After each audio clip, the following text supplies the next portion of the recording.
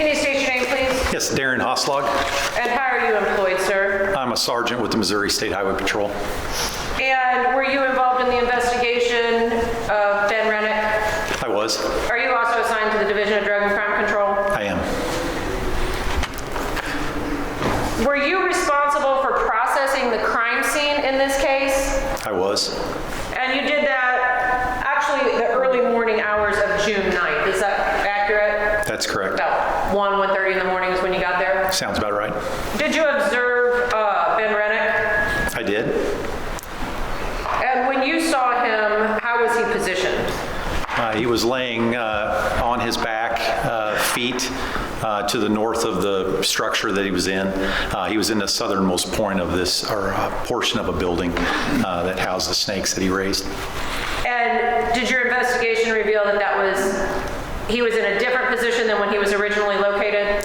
That's my understanding, yes. And what was your understanding of how he was when he was found? My understanding is originally found face down, laying on his stomach.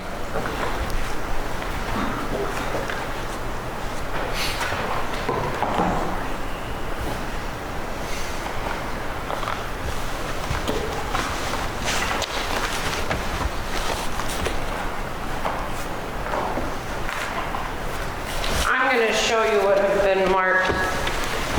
States Exhibits 1 through 31.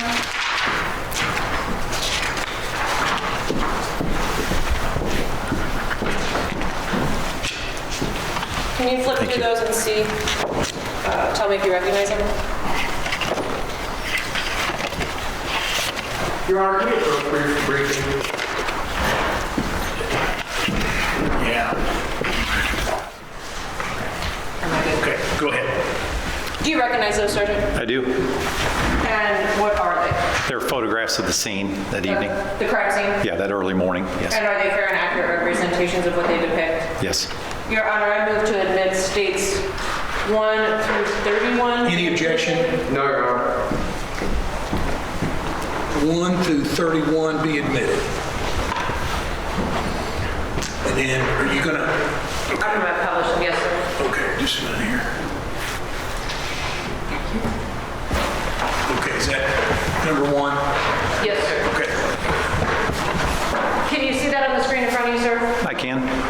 Can you tell us, this is States Exhibit 1. What are we looking at here?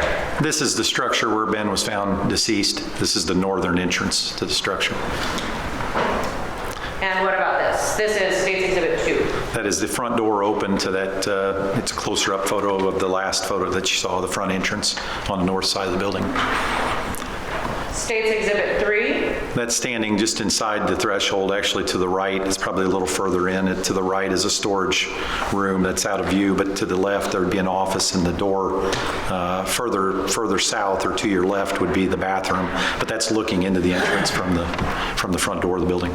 And then all of these plastic containers on both sides, what are those? Those contained snakes. They were actually a series of shelving units with what I would call almost like Tupperware containers, and the shelf above the Tupperware container actually kind of served as a lid to contain the snake within the Tupperware. So if you slid the Tupperware out, the snake was right there. But it was filled. The building was filled with those sort of racks and Tupperware containers. And States Exhibit 4. It's just moving further into the building from what you saw last. It's progressing to the southern part of the building where you find Ben's body. And more snakes. Yes, more snakes, yes. And then what about States Exhibit 5? Okay, that main pathway of snake racks kind of takes a little jog to the side, and there's a little half wall there, if you can see that, with that stack of containers, empty containers in front of it. On the other side of that would be where Ben was laying, and along the southernmost wall of the building were more snake containers containing snakes. So his body is going to be behind that white half wall towards the back? Yeah, it's out of view now, but he's right beside that half wall. And States Exhibit 6? Okay, that's kind of turning around and looking backwards towards the entrance, just where you just walked through and the picture's depicted coming from. So. States Exhibit 7? Okay, that's kind of standing to the side of that half wall that I referenced in that earlier picture, and that's the body of Ben Renick. And States Exhibit 8? To your right is the southernmost portion of the building, and that is looking, I guess that would be east, kind of standing along the westernmost wall of that southern part of the building. State's Exhibit 9. That's Ben Renick. And that white sheet was placed there by EMS, is that right? That's my understanding, yes. State's Exhibit 10. Just another view of Ben's body, and then if you look into the armpit area, there's a cartridge casing or a shell casing from a bullet round, from a gun. State's Exhibit 11. Okay, that's one that's taken at 20. That placard actually identifies that there was a shell casing found under the shelf, just showing it in relationship to Ben's body. Shell casings found underneath the what? Under a shelf. I'm sorry. Shelf? Yeah, shelf, shelving system.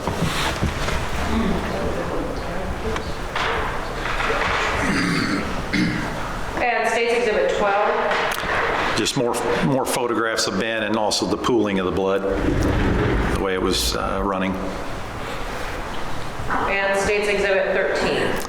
Okay, that's depicting Ben's body is identified as evidence item number 1, and then number 6 there is actually a fragment from a projectile. There's a kind of a difference between projectiles and fragments in our line of work. A fragment would be a piece of a bullet, whereas a projectile would be actually the larger part of a bullet, an actual contained large chunk of metal. So, and then 3 is identifying that cartridge casing that was laying in his right armpit. That's the same, number 3 is marking the same casing we saw on an earlier photo, right? That's correct. This is just a photo as you get into work in the crime scene. This is after we started placarding and identifying pieces of evidence. And State's Exhibit 14. That's my bad attempt at trying to light up a bullet fragment. It wasn't showing up real well on the photographs, but where that light is the fragment. State's Exhibit 15. Okay, number 9 I think was a droplet of blood that we had located on the floor, and including the photograph in the background of Ben. And was it determined that that drop of blood was likely unrelated to this homicide? I believe it was unrelated, yes. State's Exhibit 16. Okay, that's in relationship to Ben's body. Item number 7, which was another one of those fragments, one of those pieces of a bullet that had fragmented and broken into pieces. And 17. There is that cartridge casing or shell casing that was found near his armpit. 18 is just a close-up of the shell casing. That's correct. 19. Okay, this is showing something that we had a lot of questions about. There were several. If you look at the left side of the photograph, kind of where the blood is encirculating it, that's 2 divot marks in that tile. And then there's another one that's closer to Ben's hand, which were kind of, we didn't find that in any other portion of the floor. There were divot marks in that tile floor, so. And Sergeant, might you be able to turn behind you and point on the Sure. screen so the jury can see what you're talking about? Yeah, there's a divot, there's a divot, and I'm gonna have to get up, it's okay. Right there. Those were actually just little dents in the flooring. And did you find divots like that anywhere else in this facility other than around Ben Renick's body? I did not. Did you look for them? We did. State's Exhibit 20. That's just a photograph of that sheet, number 2. We identified it as placard number 2. We wanted to seize that sheet, so it's a photograph of where the sheet was in relationship to Ben. And 21. That's that fragment that was, I think earlier identified as maybe, I don't remember the number, but that's a bullet fragment. A little bit better picture of it there. There it is, number 6. And that's State's Exhibit 22. And 23. That's a cartridge casing or a shell casing that was found on one of the shelves to the south of Ben's body. And do you recall about how high up that shelf was? Was it near the bottom or the top? Or do you know? It seemed like it was midway up the shelf to the lower portion of the shelf, probably. 24. That's another cartridge or shell casing, depending on what you call it. That's under the shelving systems. And 25. That's the fragment that I identified earlier that was to the east of Ben's body. 26. 26 is in Ben's body at the top there, the photograph, and then that's actually a projectile, an actual different than a fragment. It's actually an intact bullet that's mushroomed, but that we recovered from the scene. And I think there's other photographs that show where we got it. And that's on top of that white piece of paper by the 8? I'm sorry, yes, on the white piece of paper near it, placard number 8. And 27 is just a close-up of that same thing, is that right? That is correct. And 28, what is this? Okay, that's where that came from. That's number 8. It was actually, went through a couple snake cases in the shelving unit and landed in that case with that snake, so. And somebody had to reach in and get the bullet out? with Yeah, I the snake did. in it? Yeah, that was me. Yeah. Short straw. State's Exhibit 29. That's showing some of the damage to the cases of where the projectile had actually traveled through and came to final rest in that case. And do you recall how high up on the shelving units these were? I think from Corporal Faust's diagram, 3 foot 9 inches, maybe something like that. I think he put that in his diagram. Not on the ground. No, it was not on the ground. And State's Exhibit 30? Picture of that shell casing in the rack that we had identified earlier. 31, that looks like more blood droplets, is that right? That's correct. That's blood droplets, and then sitting next to it is what's a Nartec kit. It's a presumptive blood test that we use to see if what we're looking at on a floor is actually indeed blood. A lot of times blood looks a little bit different when it dries, and we're never really sure. So that's actually a sterile piece of paper that we can get a little sample of that blood on. We mix a predetermined chemical in, hit the paper where the blood spot was rubbed on the paper, and if it turns blue, it tells us it is indeed blood. So that's just saying that those are blood spots. And similar to the previous blood spot, is it your belief that that really had nothing to do with the homicide? It's my belief, yes.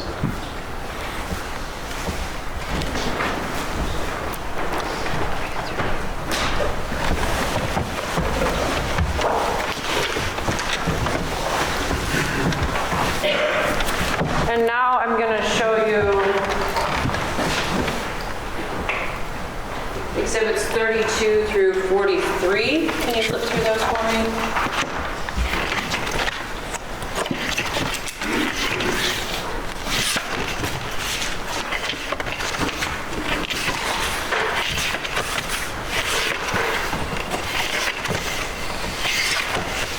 Okay. And those are the autopsy photos of Ben Renick, is that right? They are. And you reviewed the autopsy report, is that correct? I did. And these photos are part of your case file? They are. Are they fair and accurate? They are. Your Honor, I move to admit State's Exhibits 32 through 43? Okay, not 44? Correct, 43. Any objection? No, Your Honor. 32 through 43 be admitted.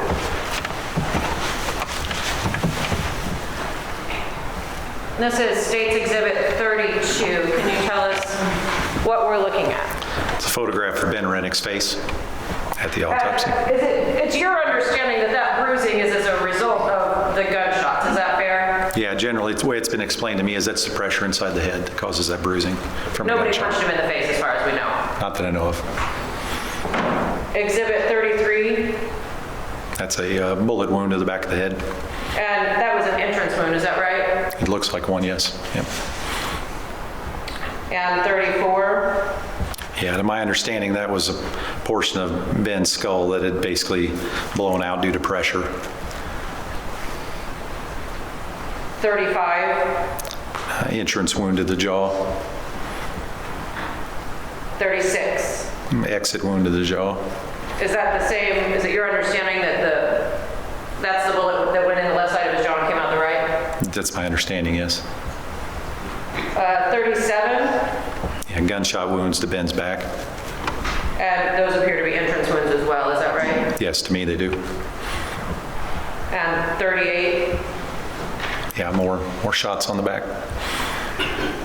39, Sure, that's actually the projectile or the bullet that actually lodged in his shoulder there. So and since there's a bullet inside that's an exit wound, would you agree? I would agree, yes. Exhibit 40, Yeah, that's kind of in his elbow or in the bicep area, but again, you can kind of see the shining projectile. so again, That's another protruding. exit wound. Yeah, it actually didn't exit, but it's an exit wound, yes. Yeah. 41 close-up of that same photograph. and 42. Yeah, just a wound to the right shoulder. I don't know if that's an exit or an entry. That's pretty close to both, so. And how are you able to differentiate between an exit and an entry wound? For me, based on your training and experience?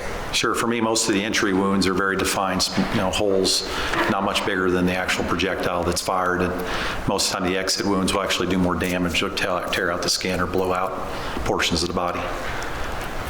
And then finally, State's Exhibit 43, what is that? Yeah, it looks like it would be Ben's right elbow with an entry wound. Looks like an entry wound to me.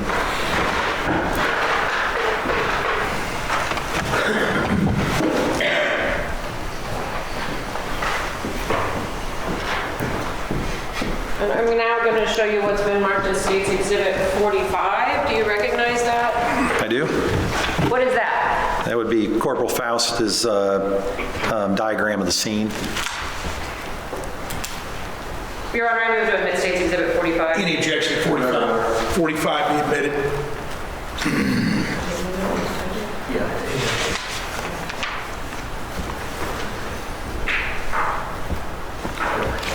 And is it up on the screen in front of you too? It is.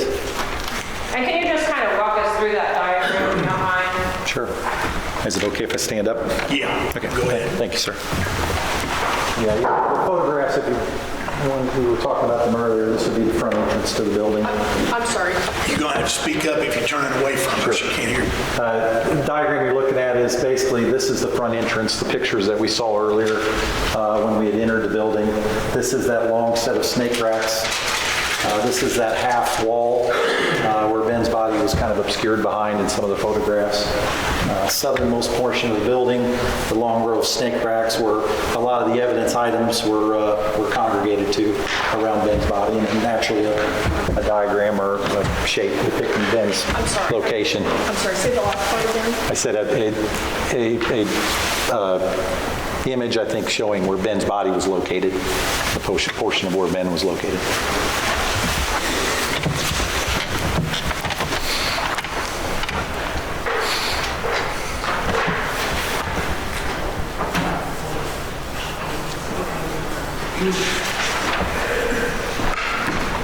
Now I want to show you State's Exhibit 47. Do you recognize that? I do. What is it? This is a package that contains the cartridge or shell casings that I located and seized at the scene. And are they in the same or substantially the same condition as when you seized them? Yes. And then State's Exhibit 51. Do you recognize that? Fragment projectiles. Okay, yes. And what are those? That is the projectile that was recovered out of the snake case and the two fragments that were located on both sides of Ben's body. And are they in the same or substantially the same condition? They are.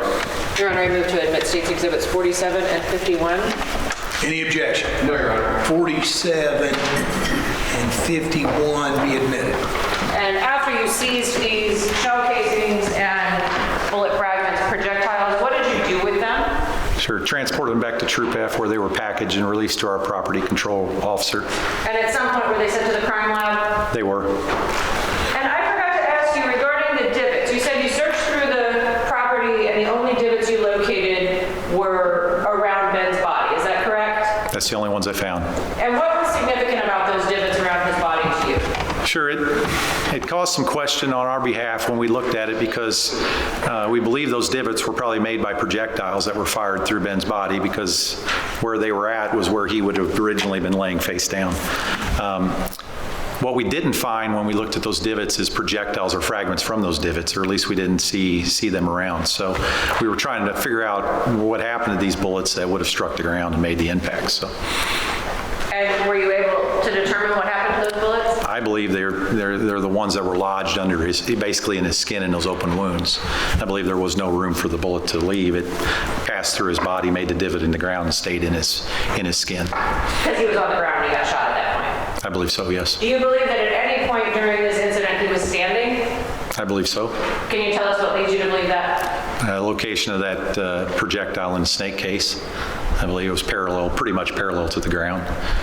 So the fact that the projectile is high enough, he would have been standing, and then obviously the divots on the floor and the fact that the projectiles were still in his body, he was shot after was on the ground as well? That's correct. I have nothing further, Judge. Cross. Thank you, Your Honor.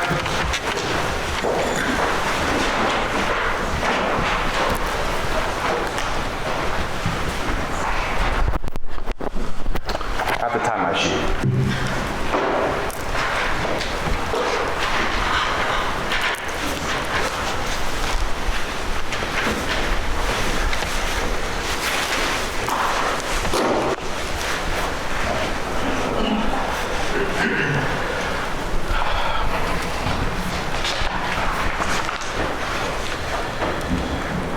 Trooper Haslag? Yes.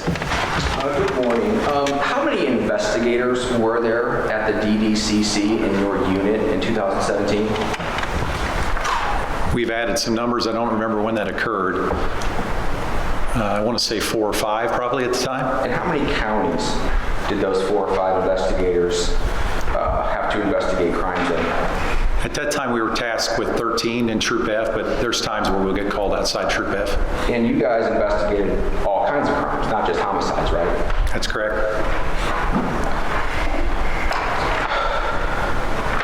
Now,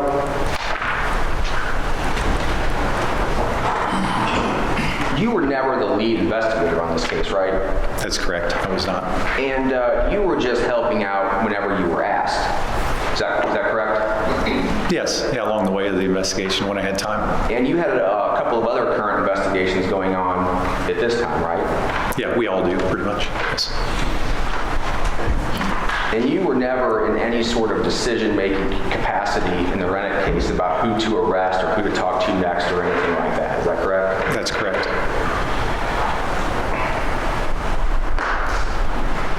And you don't know really anything about this case or anything additional about this case besides what you testified to today the first night of. Is that correct? I mean, I've been part of some of the unit discussions about things, but no, as far as my role in it, this is one of not a lot of leads that I participated in. You testified just now that you've done a lot of work. You made this diagram. No, that was Devin Faust. That was Oh, you Corporal did Faust. make a diagram. I did not. But you took pictures I did. and you tested blood. I did a presumptive test. They were ultimately sent to the lab. How long were you there that night processing this in? I remember seeing the sun come up. I don't remember how many hours we were there. We got there shortly before midnight and left after dawn. You after took sunrise. pictures? I did. Did you take any pictures of Lynlee Renick spa? No, Did you take any pictures of Michael Humphrey's trailer? I did not. Did you take any pictures of Ashley Shaw's house? I did not. Did you ever take any pictures of Michael Humphrey's car? I did not. Did you ever interview any spa employees Ashley Shaw. At one besides point. Ashley Shaw? I did not, no. Did you ever use this technology to look at Ashley Shaw's phone that she had at the time of the homicide?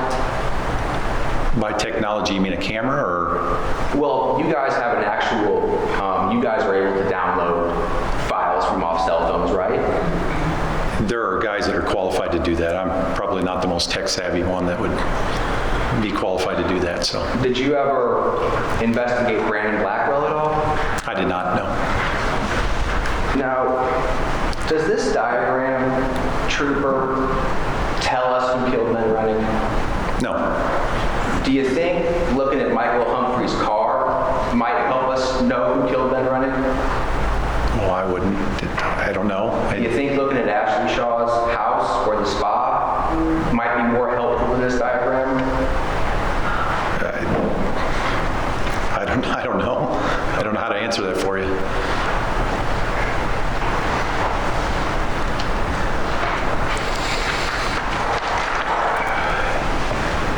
The prosecutor asked you if you looked at the autopsy report and you said yes. I did. Do you know if Ben Renick had any drugs in his system? I don't recall from looking at the tox. I don't know that I was more concerned about the bullet, how we got divots in the floor, so I don't Do you know know. if Ben Renick had any medication in his system at all? I don't know that. I don't know that. That's not important to you? That wasn't important to you? For the purpose of determining those divots is really what I was trying to figure out from looking at the autopsy report. You're aware there's been a poisoning allegation in this case, right? I am aware of that. Now, I want to talk to you about how Ben was shot, okay? You seem to have some kind of knowledge about that. Is that fair to say? Somewhat, yes. Ben was shot while he was standing with some incapacitating gunshots. Is that correct? I don't really know which ones occurred when he was standing. It would be logical he's standing before he's on the ground, right? That's correct. Okay, so if there were shots waist or shoulder high, that would sort of indicate that those were incapacitating shots. Then once he's on the ground, whoever shot him approached his prone body and delivered 2 more shots straight down into the body. Is that fair? Fair enough. And then step 3 was that shooter then crouched down and put the muzzle of the gun to the side of Ben's head and pulled the trigger a 3rd time, or a 6th or 7th or 8th time. I can't speak to the crouch down and put it against his head. I don't know. There were shots fired, I think, when he was laying face Well, down. the person is on the ground, trooper, and the gun has to get to the side of their head while they're on the ground. Wouldn't they have to bend over or get the gun down there somehow by bending over? Wouldn't that require them to crouch down? I guess I think I could stand up and shoot someone on the ground that's laying at my feet. Are you aware that one of the gunshots was a close contact wound? I don't know that I could determine any of them were close contact wound from my... You don't know that? I don't know that. No, I don't know that. Sorry. The shot that went into the snake Tupperware container, did that miss Ben or did that pass through Ben's body? I don't know that. I don't know the answer to that. Okay. Now Ben did not move after. There's no signs that Ben moved in a significant distance after he was shot. He sort of was deceased where he was shot by virtue of lying on the pool of blood, correct? There was no evidence that would lead me to believe that he moved. So if a person is shot and they're actively bleeding and they stagger away, they're going to leave a significant blood trail, right? If it's a bloodletting event, yes. And this was a bloodletting event, obviously. Yeah, after he hit the ground, yes. I guess my point was is that if the shot causes a bloodletting event, there would be a blood path. Ben was lying in a pool of blood. Is that what happened? Yes, he was. Okay. So we have somebody who shot Ben and incapacitated him before he could move significantly. Is that true? Yes, I mean, Okay. And they didn't miss, right? Or they may have missed once, but they didn't miss. he had a lot of rounds in him. Okay? In those rounds, that means he didn't miss, correct? If they're in his body, they didn't miss. The only area of damage that I found in the building from around... This is my question, Trooper. I'm asking, how many times did the shooter miss Ben? He was accurate. Every bullet hit home. Every bullet that shooter fired landed in Ben's body. The only one that I can't answer for is the snake case. Is the snake, the one that went... So maybe one, but all the rest hit Ben. I believe so, yeah. Before Ben could move or fight or run away or anything like that. Yeah, appears so. And then whoever shot him stopped firing, approached the body, and fired directly down into Ben. Correct? There were shots directly into him. That meant the shooter had the presence of mind to stop firing, be aware of what he was doing, and then approach Ben. Correct? Yes. And whoever shot Ben was confident that they could accomplish this before Ben ran away or took the gun from them or anything like that. Is that correct? I can't speak to their confidence.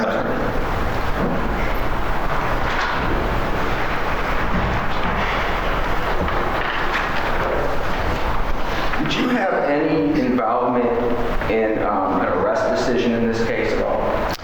No, I was off at the time. I had shoulder surgery when all that occurred. When did you leave?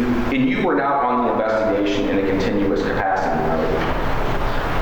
When needed, not necessarily continuous, no. So when they needed you to do something, they would ask you, but otherwise you were not involved in the investigation. Correct.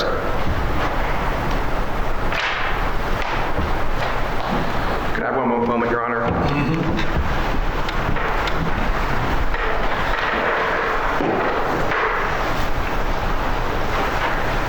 Nothing further, Your Honor. Redirect. No, sir. All right, thank you. Is he finally excused? Yes, sir. For the defense?